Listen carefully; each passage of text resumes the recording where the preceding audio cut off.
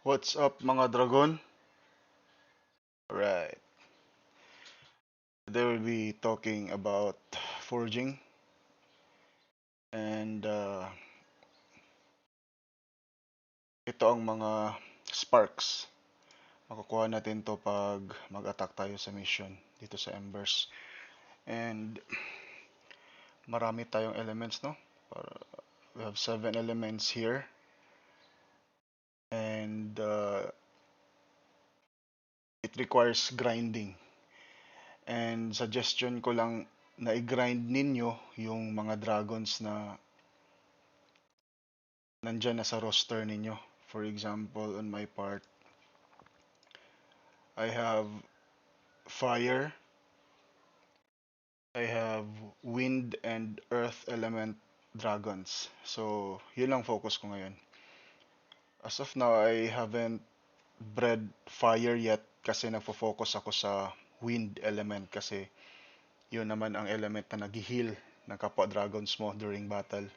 So, dito sa Forge, as you can see, ito ang common embers spark na mapanalunan mo after you have finished your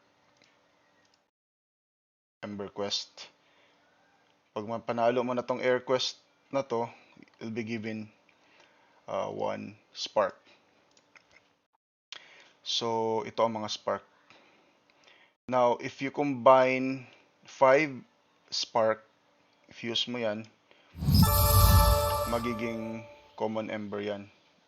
Ito, ember wind. Now, if you combine 5 common ember wind, magiging ito, uncommon ember na may glow na green.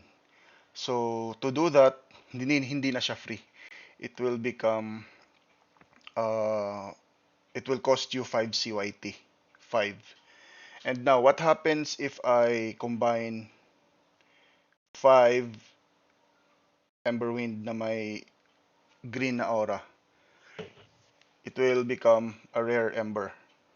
Di ko pa alam yung aura niya pero it will cost you 50 CYT for 50 CYT plus 25 CYT kasi every uncommon ember will cost you 5 CYT man, so 25 plus another 50, so that's 75 CYT for the rare ember.